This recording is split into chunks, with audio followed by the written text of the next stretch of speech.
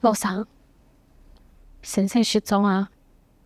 先生，已经1礼拜啊。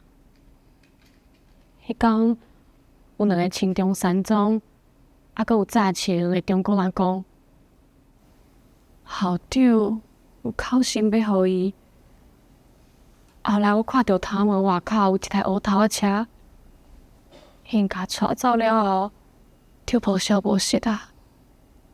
迄个歹徒甲先生绑走的时阵，开的迄台车应该是路上车行的，所以我想讲，路上是毋是方便替我查一下？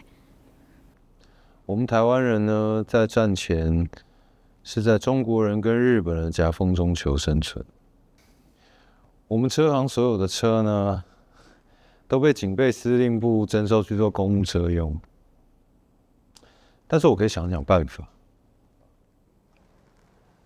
人寒了，我该想办法。路上，给我说话，都